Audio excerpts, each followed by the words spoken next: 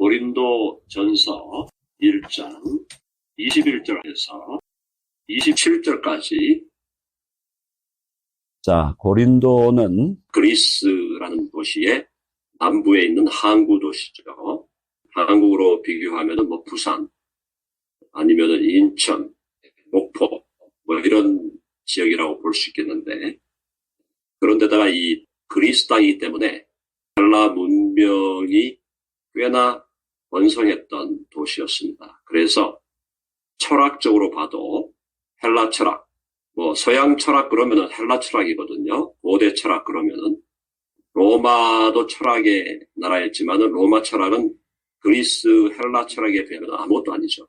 그래서 소크라테스와 플라톤과 아리스토텔레스로 이어지는 이 헬라 철학의 전통은 서구 문명에서 기독교 문명을 제외한 일반적인 문명의 사실 근원입니다.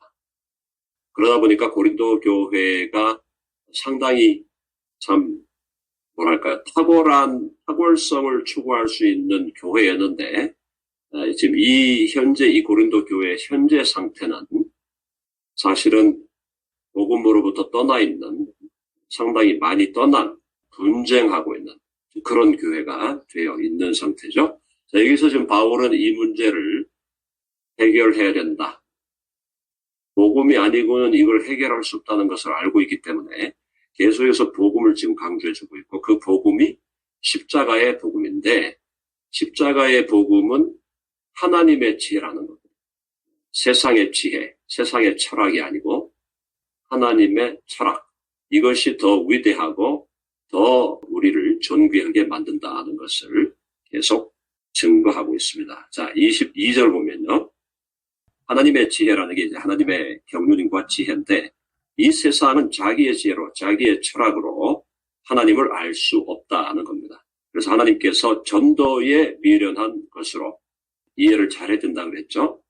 전하여지는 메시지의 미련함. 그들이 보는 미련함입니다. 그들이 미련하게 보는 바로 복음의 메시지로, 십자가의 복음으로 믿는 자들을 구원하시기를 기뻐하셨다. 하나님의 기쁘심이 어디에 있다는 겁니까? 복음을 전하여 사람들이 복음을 믿고 그리스도께로 돌아와 구원받는 것, 그것이 하나님의 기쁨이라는 겁니다. 하나님의 기쁨. 가장 하나님께서 기뻐하신 일이 뭘까? 여러 가지가 있겠지만은요, 믿지 않는 영혼이 복음을 믿고 구원받는 것, 그거 이상 하나님을 기쁘게 하는 것은 없다고 해도 과언이 아닙니다. 유대인들의 역사는 계속 뭘 보여달라 그러고, 표적을 보여라. 그리고 또 하늘에서 뭐가 내려오게 해라. 또 배고프니까 뭘 달라 그러고, 하여튼 유대인들의 역사는 표적을 구하는 역사였다. 십자가에 못 박힌 그리스도를 전한다. 이게 그야말로 복음의 핵심 아니겠어요? 십자가에 못 박힌 그리스도. 그리스도가 누굽니까? 메시아. 근데 그리스도가 원래 누구셨어요? 하나님의 아들이잖아요. 그러니까 하나님의 아들이 십자가에 못 박히셨다. 라는 십자가의 복음을 전하고자 한다. 왜 십자가의 복음입니까? 죄의 삭은 사망이기 때문입니다. 죄의 삭은 사망이요. 하나님의 은사는 그리스도 예수 안에서, 우리 주 안에서 영생이다. 자, 그래서 우리에게 영생을 주시기 위해서는 우리가 지불해야 할 사망의 값을 누군가 지불해 주셔야 되는 겁니다. 그렇죠? 네, 그걸 대신해 주신 분이 바로 우리 주 예수 그리스도. 십자가에 못 박힌 그리스도가 바로 나를 위해, 십자가에 왜 죽으셨습니까? 바로 나와 우리를 위해 죽으셨죠. 예수님이 십자가에 죽으실 때 당신의 죄 때문에 죽으신 게 아닙니다.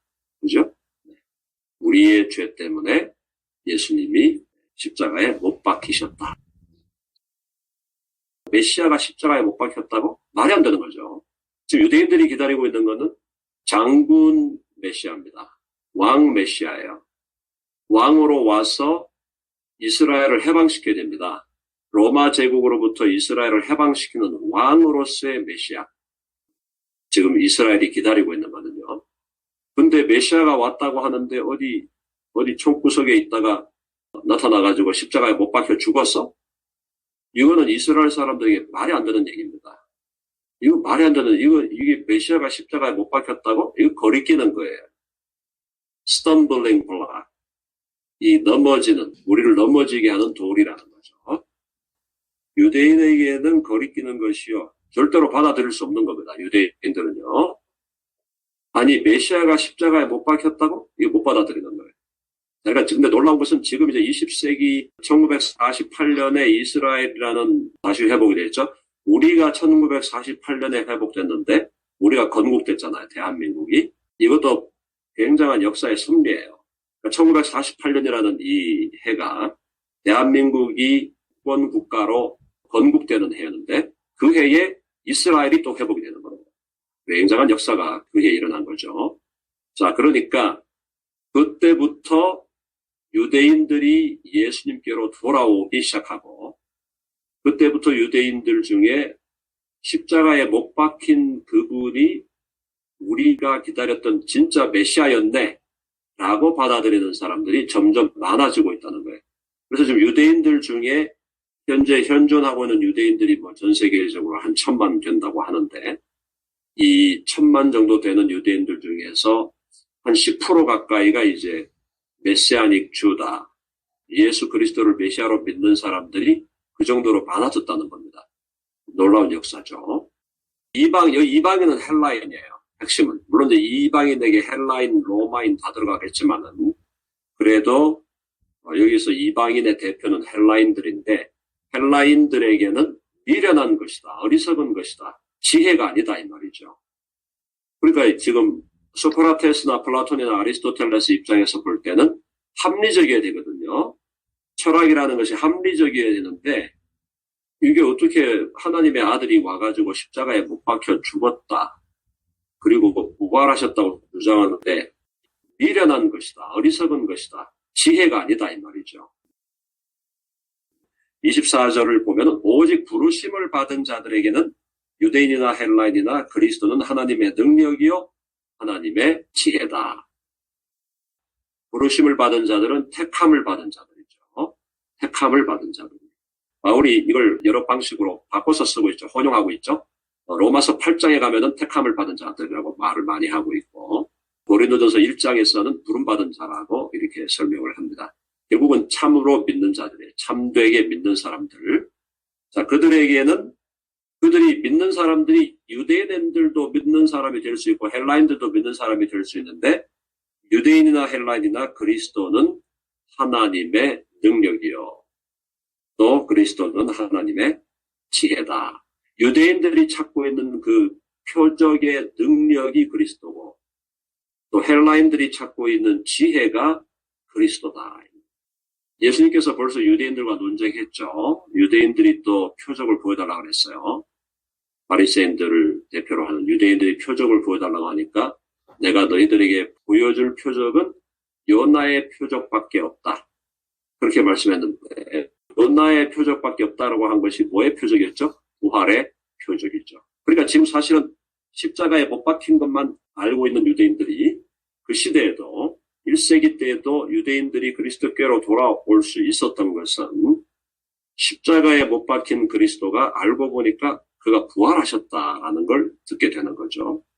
그러니까 부활의 그 표적, 부활의 그 능력에 비해서는 아무것도 지금 비교할 게 없으니까 유대인들이 부활하신 그리스도에 대한 메시지를 듣고 결국 주님께로 돌아오게 됩니다. 자, 그래서 굉장히 재밌는 것은요. 분명히 사도시대에 사도들이 전했던 복음은 십자가의 복음이 십자가로 죄사함을 받는다는 복음이었는데 사도행전 여러분 좀 자세히 읽어보시면 나중에 사도행전 함께 보면 좋겠는데 사도행전 읽어보면은 사도들이 십자가의 증인이라고 말하기보다는 부활의 증인이라고 자신을 소개하고 있어요. 그러면 여기서 십자가와 부활이 그럼 서로 분리된 거니 그게 아니죠. 부활의 증인으로 자신들을 드러낼 때 그것은 이미 십자가의 죽음을 전제하는 거잖아요. 그러니까 사도행전에 보면은 사도들이 특별히 유대인들에게 복음을 전할 때, 유대인들에게 복음을 전할 때는 부활의 메시지, 그리스도 메시아의 부활의 메시지를 강력하게 전하고 있는 걸 보게 됩니다. 자, 그래서 십자가에 못 박히신 그리스도가 보여주신 최대의 표적이 있는데 그 표적이 바로 부활의 표적이다. 그래서 예수 그리스도 우리 주님은 십자가에 못 박혀 죽으셨으나 3일 만에 다시 부활하셨다. 그래서 유대인들이 찾는 표적 중에 표적을 우리에게 보여주셨고, 그리고 예수 그리스도야말로 하나님의 로고스죠. 로고스. 요한복음 1장에서 우리가 로고스 말씀드렸는데요. 요한 사도가 로고스라는 단어를 가지고 온 것은 이 로고스라는 말이 바로 헬라 철학에서 지혜, 소피아라는 말하고 같이 연결해서 우주적인 지혜, 우주적인 원리, 우주적인 합리성, 그걸 얘기하는 거거든요. 그러니까 결국은 야, 너희들이 말하는 그 철학이 합리성을 추구하겠다. 그래, 좋아, 좋은데 그 너희들이 말하는 그 합리성과 그 우주적인 질서와 그 모든 것이 결국 누구 안에 있느냐? 하나님의 영원한 로고스 되시는 예수 그리스도 안에 있다. 그 얘기를 지금 바울은 하고 있는 것이고요. 자, 여러분들이 이제 여기서 조금 더 여러분들 제가 조금 더 확대해서 좀 설명을 드리면은 우리가 이 땅에서 배워가는 모든 일반 학문에요. 우리 로고스가 다 붙어 있잖아요. 대부분. 그죠? 예를 들어서 생물학이다 그러면은 바이올로지잖아요. 바이올로지가 어디서 나온 겁니까? 헬라어 두 단에서 나온 거예요. 비오스라는 단어, 생명. 그리고 로고스라는 단어, 합리성, 스타디, 학문. 그 두 가지가 합쳐서 바이올로지, 생물학이 되는 거예요. 그러니까 대부분의 학문에다가 알러지를 붙이고 로고스를 붙인다. 이게 바로 일반적인 철학과 일반적인 합리성을 추구하는 것에 대한 하나의 존중을 하는 거죠. 그래서 생명에 대해서 합리적인 연구를 하자. 이게 바이올로지예요. 생물학이에요. 그렇죠? 이해되시죠? 그런 의미에서 이 서양의 철학적 전통이 서구 문명의 기본을 이루고 있다는 걸 우리가 이해해야 되고, 그게 이제 기본적인 common sense, 상식적인 합리성, 상식적인 도덕성을 헬라 문명이 이루고 있지만, 그러나 그 문명 위에서 서구 문명, 서양 문명을 결국 지탱해 온 것은 기독교 문명이었다. 근데 2000년의 기독교 역사가 정말 계속 복음적인 역사로 지탱되어 왔느냐? 그건 아니었다는 거죠. 그래서 우리가 로마 가톨릭에 연계를 해야 되고, 가톨릭이 중세 1000년을 지배했지만 그 1000년 동안에 복음주의의 뿌리, 이 복음주의 기독교의 뿌리들이 계속해서 중세에도 면면이 이어져 왔다는 것을 우리는 이해하게 되는 것입니다. 자, 25절. 너희가 철학을 아무리 많이 한다 해도 철학을 뭐로 여겨라? 철학에 대한 1차 평가는 배설물이라고 그랬습니다. 그죠? 모든 것을 배설물로 여겨라. 바울이 그때 그 가말리엘의 문화에서 바리새인으로 율법을 배울 때 바울은 모든 그 일반 철학도 다 배운 거거든요. 그래서 그가 모든 철학을 다 통달한 사람이었는데 그런 철학이나 율법에 대한 그런 생각들을 복음 앞에서 다 배설물로 여겨라. 그랬죠? 그래서 하나님의 어리석음은 사람보다 지혜롭고 하나님께 약함이 없잖아요. 근데 하나님의 약하심의 사람보다 강하다. 이제 요걸 이제 조금 더 해석을 해보면 너희들이 생각할 때 하나님이 어리석었다라고 생각하는 십자가의 복음이죠. 그 얘기예요. 그러니까 십자가의 복음은 사람의 철학보다도 더 지혜로운 것이고 또 하나님의 약하심, 하나님이 약하게 드러난 게 십자가라는 거예요. 하나님이 약하게 드러난 것이 사실은 사람의 강함보다 훨씬 강하다라는 것을 바울은 주장하고 있는 것입니다.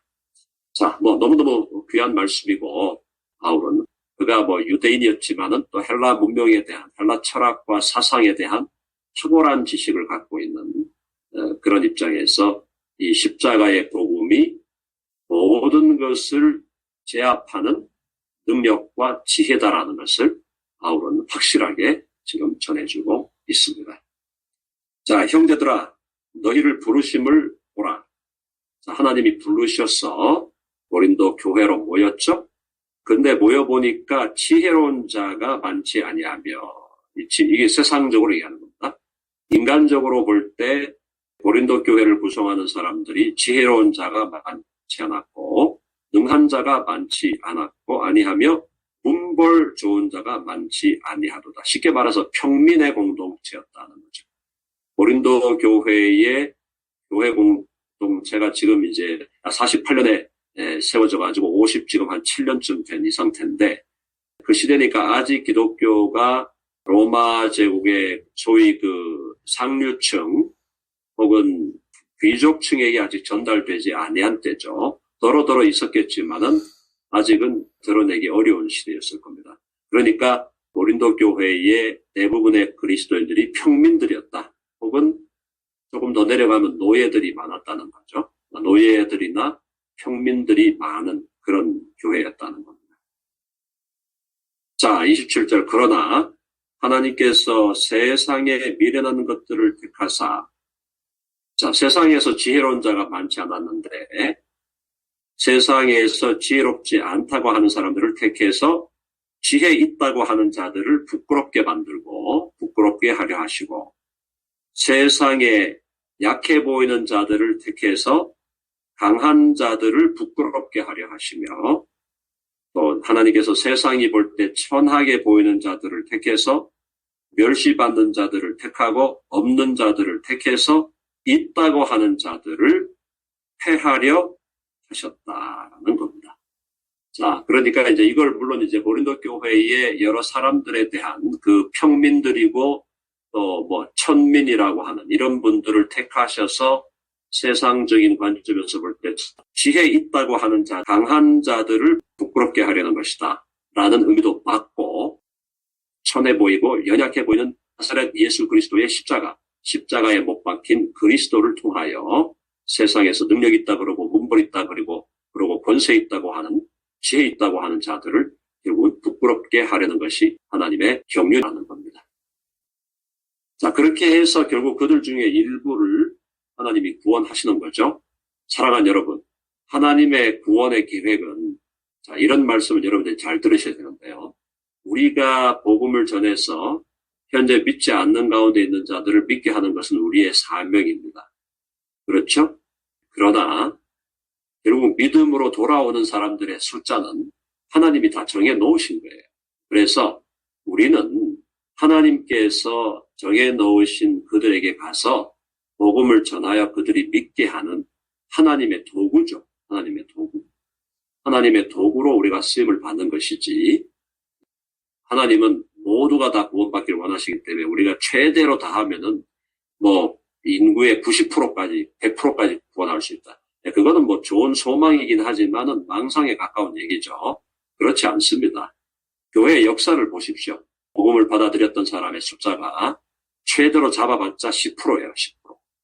그러니까 결국 이 얘기를 제가 드리는 이유는 복음 전도 하지 말라는 얘기가 아니고요. 복음 전도를 더 열심히 해야 되지만 우리가 알아야 될 것은 주를 믿어 주께로 돌아오는 자들의 숫자라는 것은 적을 수밖에 없어요. 그거는 우리가 알고 복음을 전해야 된다. 최대한 돌아와야죠. 우리가 볼 때 우리 주위에 있는 사람들이 최대한 돌아오게 해야 되는데, 자, 그럼에도 불구하고 결과적으로는 하나님의 택하심이 있다는 걸 우리가 기억하고, 그래서 우리가 예수님을 믿게 된 것은 이건 말할 수 없는 특권입니다. 예수님 믿지 않는 사람들 중에서 뭐 빌리어네어들이 많고, 뭐 베이조스, 뭐 누굽니까 또 빌 게이츠, 뭐 이런 사람들, 수많은 그런 사람들이 있지만 그들보다 우리가 더 위대한 사람들이에요. 우리가 더 위대한 사람이에요. 그래서 정말 예수 그리스도를 통하여 하나님을 믿게 됐다는 것, 하나님 예수 그리스도를 통하여 우리가 구원을 받게 됐다는 것은 놀라운 특권이라는 사실을 기억하시고 그 특권에 충실한 삶을 살아가야 됩니다. 우리가 갖고 있는 것이 너무 귀하고 아름다운데 이거를 귀하게 여기지 못하고 자꾸 세상에다가 눈을 준단 말이에요. 눈길을 준단 말이죠. 뭐가 좀 거기 뭐 좀 먹을 게 있을까? 거기 뭐 좀 즐거운 게 있나? 세상에 뭐 좀 먹을 게 있고 즐거운 게 뭐가 있나? 자꾸 눈길을 글로 주면은 그거는 쉽게 말하면 1kg짜리 다이아몬드를 내가 갖고 있는데 10g짜리 동으로 만든 구슬을 누가 갖고 논다고 거기에다가 눈길을 자꾸 주고 있는 꼴이다 말이죠. 그렇게 살면 안 되고 정말 다이아몬드를 가진 사람으로 가장 귀한 것을 가진 존재가 나다라는 사실을 저 주님 앞에서 깨닫고 감사하면서 주님이 주신, 오늘도 주님이 주신 전도의 사명, 복음 전도의 사명, 그리고 서로를 더 깊이 사랑하는 사랑의 사명에 충실한 우리 모두가 되어야 하겠습니다.